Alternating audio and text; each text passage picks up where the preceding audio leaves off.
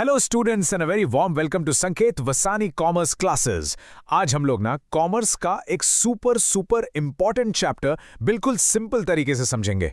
The topic for today is inflation, जिसे हम आम भाषा में कहते हैं महंगाई। रेडी हो?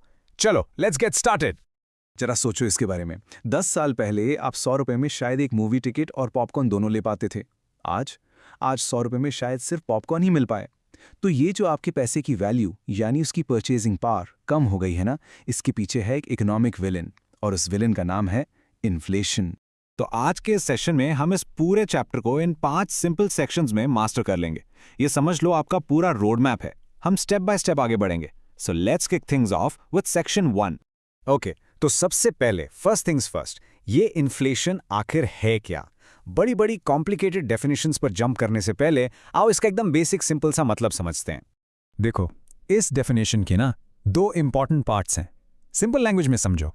पहला पार्ट है a constant and steady increase in the general price level. इसका मतलब कि चीजों के दाम यानी प्राइसेस लगातार बढ़ते रहते हैं। और दूसरा part a decrease in the purchasing power of money. इसका मतलब है कि आपके पैसे की खरीदने की ताकत, उसकी वैल्यू कम हो जाती है। वही 100 रुपए वाला एग्जाम्पल याद करो। नोट तो वही है, पर अब वो पहले से कम सामान खरीद पा रहा है। बस यही है इन्फ्लेशन। चलो अब थोड़ा एक्सपर्ट्स की सुनते हैं। डॉक्टर AP लर्नर कहते हैं कि इन्फ्लेशन तब होता है जब एक्सेस डिमांड ओवर सप्लाई हो। आसान भाषा में, जब चीज़ें कम हो और उन्हें खरीदने वाले लोग ज़्यादा हो। इमेजिन करो कि मार्केट में सिर्फ एक लिमिटेड एडिशन PlayStation 5 है, पर उसके खरीदार 100 हैं। क्या होगा? ऑब्वियसली उसकी प्राइस बढ़ जाएगी, right? Now this is a very interesting point by doctor Pigou. वो कहते हैं इन्फ्लेशन तब होता है जब monetary income rises faster than real income. इसे एक एग्जाम्पल से समझो, बहुत ईजी है। मान लो आपकी सैलरी इस साल 10% बढ़ी, आप तो बहुत खुश हो गए। लेकिन उसी साल मार्केट में महंगाई 12% बढ़ गई, तो टेक्निकली आपकी इनकम बढ़ी नहीं, बल्कि उसकी रियल वैल्यू 2% कम हो गई। समझ आया? मॉनेटरी इनकम मतलब जो पैसा हाथ में आया, रियल इनकम मतलब वो पैसा असल में क्या खरीद सकता है। और अब आते हैं the one and only doctor J.M. Keynes. उनका पॉइंट थोड़ा सा एडवांस है, पर बहुत ही क्रूशियल है। वो कहते हैं कि इन्फ्लेशन की असली प्रॉब्लम तब शुरू होती है जब प्राइस राइज फुल एम्प्लॉयमेंट के लेवल के बाद होता है। फुल एम्प्लॉयमेंट का मतलब जब कंट्री के सारे रिसोर्सेज, सारी फैक्ट्रीज, सभी लोग ऑलरेडी काम कर रहे हैं, प्रोडक्शन और नहीं बढ़ सकता। ऐसे में अगर मार्केट में और पैसा डाला जाए तो वो नए गुड्स तो बना नहीं पाएगा, वो सिर्फ एग्जिस्टिंग गुड्स की प्राइसेस को ऊपर ढकेल देगा। So the keyword to remember here is full employment. चलो, अब तक हमने डेफिनेशंस तो अच्छे से समझ ली, लेकिन एक बात हमेशा याद रखना, हर प्राइस राइज इन्फ्लेशन नहीं होता। तो फिर असली इन्फ्लेशन को पहचाने कैसे?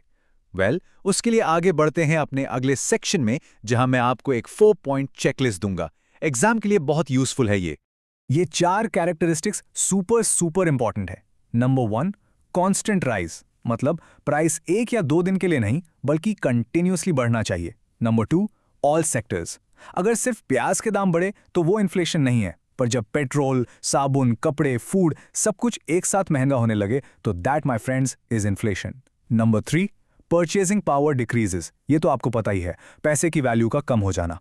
और नंबर 4, जो हमने डॉक्टर केन से सीखा, आफ्टर फुल एम्प्लॉयमेंट। ये प्राइस राइज तब होता है जब इकोनॉमी पहले से ही अपनी फुल कैपेसिटी पर काम कर रही हो। ये पॉइंट प्लीज अच्छे से याद रखना, इसमें कंफ्यूज मत होना। अगर मान लो ज्यादा बारिश की वजह से कुछ हफ्तों के लिए टमाटर बहुत महंगे हो गए, तो वो एक टेम्पररी प्राइस स्पाइक है, उसको हम इन्फ्लेशन नहीं कहते। इन्फ्लेशन एक लॉन्ग टर्म पूरी इकोनॉमी में फैलने वाला फिनोमिनॉन है।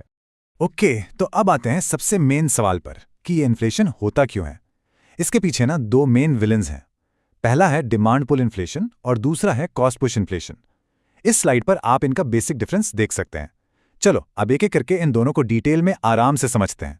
शुरू करते हैं हमारे पहले टाइप से, डिमांड पुल इन्फ्लेशन। जैसा कि नाम से ही पता चल रहा है, यहां डिमांड यानी मांग प्राइसेस को ऊपर की तरफ पुल कर रही है, खींच रही है। तो ये डिमांड अचानक बढ़ती क्यों है? इसके 3 मेन रीजंस हैं। एक, increase in supply of money. जब मार्केट में लोगों के पास पैसा ज्यादा आता है तो लोग खर्च भी ज्यादा करते हैं। दूसरा, इंक्रीज इन पब्लिक एक्सपेंडिचर। जब हमारी गवर्नमेंट नए रोड्स, ब्रिजेस या स्कीम्स पर पैसा खर्च करती है तो लोगों के हाथ में पैसा आता है, जिससे डिमांड बढ़ जाती है। और तीसरा ओवर पॉपुलेशन। ये तो सिंपल है, इंडिया जैसे देश में जितने ज्यादा लोग उतनी ज्यादा जरूरी चीजों की डिमांड। ये जो कोट है ना, ये डिमांड पुल इन्फ्लेशन के पूरे कॉन्सेप्ट को एक लाइन में परफेक्टली बता देता है। इसे एग्जाम के लिए जरूर याद रखना। Too much money chasing too few goods, यानी बहुत सारा पैसा जब थोड़े से सामान के पीछे भागता है तो प्राइसेस का बढ़ना तो तय है। Alright, let's move on to our second villain, cost push inflation. अगर डिमांड पुल इन्फ्लेशन बायर्स की साइड से था तो ये वाला सेलर्स यानी प्रोड्यूसर्स की साइड से है। यहां पर कॉस्ट यानी किसी चीज को बनाने की लागत प्राइसेस को ऊपर की तरफ पुश कर रही है, यानी धक्का दे रही है। चलो इमेजिन करो कि आपकी एक फैक्ट्री है जो बिस्किट्स बनाती है। अब सोचो, अगर आपको रॉ मटेरियल जैसे गेहूं या चीनी महंगा मिलने लगे, या फिर आपकी फैक्ट्री का बिजली का बिल बढ़ जाए, या आप अपने वर्कर्स की सैलरी बढ़ा दो, या फिर पेट्रोल डीजल महंगा होने से ट्रांसपोर्टेशन कॉस्ट बढ़ जाए। इन सब केसेस में आपको बिस्किट बनाने में ज्यादा पैसा लगेगा, राइट? तो आप क्या करोगे? आप फाइनल प्राइस भी बढ़ा दोगे। बस इसी को कहते हैं cost push inflation. So demand और कॉस्ट, ये तो इन्फ्लेशन की कहानी के मेन विलन्स हो गए, लेकिन कुछ साइड विलन्स या साइड कैरेक्टर्स भी हैं जो महंगाई बढ़ाने में पूरा हाथ बटाते हैं। चलो अब इन अदर फैक्टर्स पर भी एक नजर डालते हैं। इसका एक perfect real life example India में है पेट्रोल एंड डीजल। पता है, हम अपना लगभग 70% पेट्रोलियम प्रोडक्ट्स यानी क्रूड ऑयल बाहर से इंपोर्ट करते हैं। तो जब इंटरनेशनल मार्केट में क्रूड ऑयल का प्राइस बढ़ता है तो इंडिया में पेट्रोल और डीजल के दाम ऑटोमेटिकली बढ़ जाते हैं। और जब ट्रांसपोर्ट महंगा होता है तो सब्जी से लेकर कपड़ों तक हर चीज महंगी हो जाती है। इस टाइप की महंगाई को हम कहते हैं इंपोर्टेड इन्फ्लेशन। इसके अलावा दो और छोटे फैक्टर्स हैं। पहला, टैक्सेशन पॉलिसी। सिंपल है, अगर गवर्नमेंट किसी प्रोडक्ट पर जीएसटी या दूसरे टैक्सेस बढ़ा देगी तो उसका फाइनल प्राइस बढ़ जाएगा। और दूसरा है स्कार्सिटी, यानी किसी चीज की कमी। जब किसी जरूरी रॉ मटेरियल की या इवन बिजली की कमी हो जाती है तो प्रोडक्शन महंगा हो जाता है और प्राइसेस बढ़ जाते हैं। Okay, students, time for a super quick revision of everything we've learned today. So what is inflation? It's a constant price rise plus a decrease in your money's value. याद रखना, it affects all sectors, not just one or two items. इसके दो main causes क्या हैं? Demand पुल यानी to much money and cost push यानी expensive production. और हाँ, इनके अलावा टैक्सेस, इंपोर्ट प्राइसेस और स्कैर्सिटी जैसे फैक्टर्स भी अहम रोल प्ले करते हैं। तो अब एक सवाल आप सबके लिए। आपने अपनी डेली लाइफ में पिछले 1-2 साल में किस चीज का प्राइस सबसे ज्यादा बढ़ते हुए नोटिस किया है? क्या वो पेट्रोल है, आपका फेवरेट वाला चिप्स का पैकेट है, या शायद मोबाइल डेटा? सोचो और नीचे कमेंट्स में मुझे जरूर बताओ। लेट्स जस्ट सी कि इन्फ्लेशन हम सबको कैसे इफेक्ट कर रहा है।